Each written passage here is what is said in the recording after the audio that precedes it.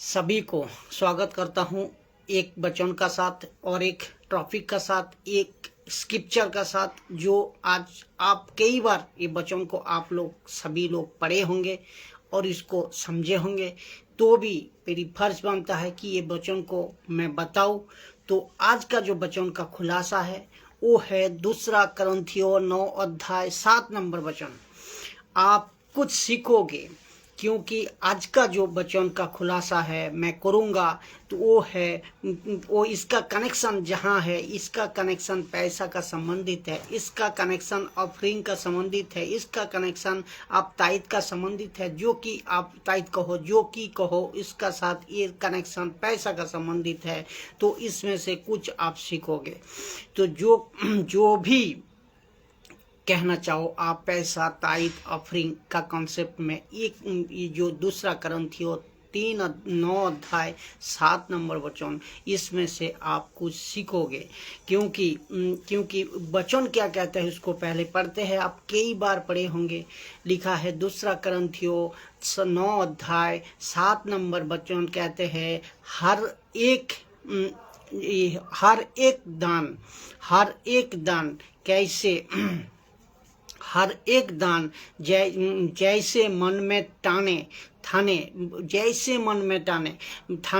तो हर एक दान जैसे मन में ठाने वैसे ही दान करे, ना कुड़कुड़ कर ना दबाव से। तो जैसे हर एक दान जैसे मन में ठाने वैसे ही दान करे, ना कुड़कुड़ कर करे ना दबाव से करे। तो क्योंकि परमेश्वर हर से देने वाले से प्रेम रखता है। तो ये वचन खूब पढ़े, बहुत बार पढ़े हैं, लेकिन आप लोगों ने आज के ये समय पर, आज का जो सिचुएशन है, अभी जो सिचुएशन चल रहा है, ये वचन को गलत तरीका से कुछ जगह, कुछ चर्च का द्वारा, कुछ सेवक का द्वारा इसको उल्टा मैनिपुलेट करको उसको सिखाया जा रहा है, जिसको समझना बहुत ज़रूरी है। क्योंकि कोई ऐसे पास्टर चर्च का मेंबर का ऊपर, परमेश्वर का लोगों के ऊपर एक प्रकार का पैसे को लेकर, ऑफरिंग को लेकर, और ये जो 10 का लेकर, ताइद को लेकर ये एक दबाव डाले जा रहा है, जो कि मलाकी 3:10 का वचन के मलाकी 3:10 को लेकर या कोई और वचन को उठाकर मैनिपुलेट कर पैसा का ऊपर दबाव डाला जाता है। ये आप सब लोग जानते भी हो। तो अगर देते हो, ये भी कहते हैं कि अगर देते हो तो आशीष आएगी, अगर नहीं देते हो पैसा या ऑफरिंग या ताइद नहीं देते हो तो आशीष नहीं आएगी। तो वो चर्च का कुछ काम के लिए हो, वो चाहे कोई मीटिंग हो, कोई काम के लिए हो, जो कि आप लेते हैं, लेकिन अभी जहाँ तक ये वीडियो सुनने को मिलेगा, वह हिंदी भाषा जहाँ तक पहुँचेगी, ये सभी सेवकों को, सभी को ये कहना चाहता हूँ कि दबाव से कोई जबरदस्ती दबाव से पैसा का मामला में, अफरीम का मामला में, ताइद का मामला में दबाव में से आकर परमेश्वर को पैसा नहीं देना। किसी भी प्रकार दबाव से कोई भी आप इसको नहीं देना। दबाव या जबरदस्ती से अगर आपसे क्या कहा जाए तो नहीं देना। पैसे के लेकर, वो चाहे ऑफरिंग हो, वो चाहे ताइद हो, कुछ भी हो, अगर आपको कोई कहते हैं, क्योंकि वचन की मैनिपुलेट आज बहुत हो रही है, तो अगर कोई प्रचारक, अगर कोई दास, अगर कोई चर्च का मेंबर आपको कहते हैं तो हमें नहीं देना, ये हमें नहीं देना है, इस तरह दबाव से अगर कोई कहे, आप देना चाहते हर्ष से दीजिए। तो लेकिन पौलुस कहता है, इसमें पौलुस क्या कहते हैं कि किसी के दबाव में आकर पैसा नहीं देना है, किसी के दबाव में आकर पैसा नहीं देना है, और ना ही कुड़ कर देना है, सोच कर नहीं देना है, कोड़ कर नहीं देना है, लेकिन और दबाव से नहीं देना है, क्योंकि परमेश्वर हर्ष से देने वाला से प्रेम रखता है। आपका मन में जो चाहे, आपका इच्छा से आप जो चाहे, परमेश्वर उसी से खुश होता है, उससे प्रेम करता है। हर्ष से देने वाले से परमेश्वर प्रेम रखता है। तो अभी इसको समझे। एक ट्रांसलेशन है जो कि आपको ये समझना होगा, the message Bible. The message Bible, इस ट्रांसलेशन का प्रकार से इसको हम और डीपली समझ पाएंगे। आप लोग इसको भी बहुत टाइम पढ़े होंगे। लिखा है, I want each of you to take plenty of time to things it over. तो मतलब ये है, ये ट्रांसलेशन कह रहा है, जब पैसे की मामला आए, मैं और एक बार पढ़ूं, I want each of you to take plenty of time to things it over. तो इस ट्रांसलेशन कह रहा है, जब पैसे की मामला आए, जब पैसे की बारी आए, तो आप लोग जो है सोचना, कितने सोचना कि काफ़ी सोचना है, क्योंकि ये सोचने का मतलब ये है कि प्लेनेंटी मतलब ऑफ टाइम, उसका मतलब प्रार्थना करो। सोचने का मतलब यहाँ प्लेनेंटी का मतलब हो रहा है कि आप प्रार्थना करो, क्योंकि पैसा आपका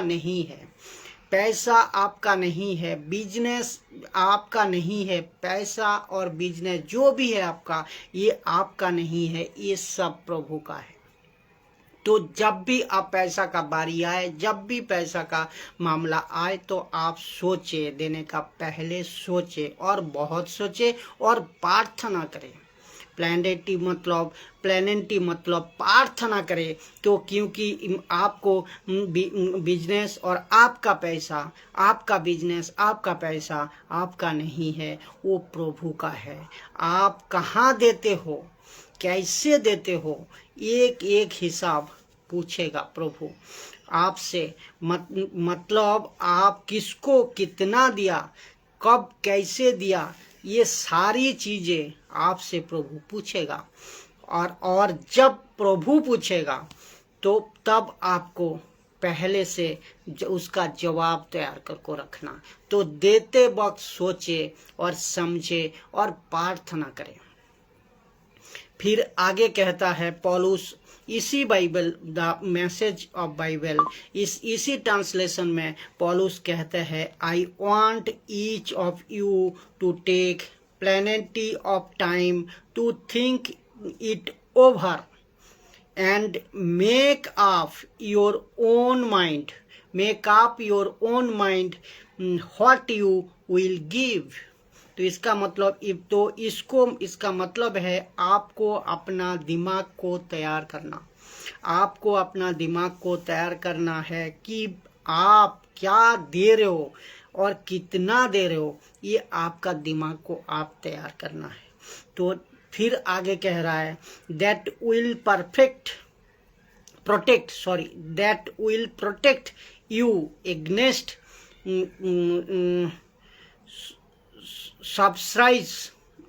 subscribe and arm twisting।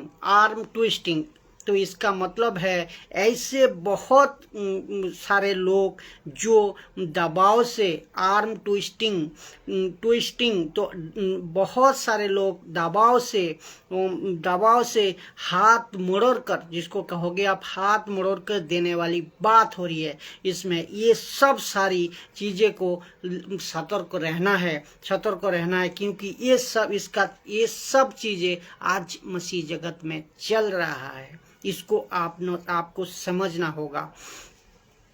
तो यहाँ लिखा है that will protect you against सब स्टोरीज एंड आर्म ट्विस्टिंग। ये ट्विस्टिंग जो है इसको आपको समझना है। तो फिर नेक्स्ट कह रहा है God loves it when the giver dilated in the giving.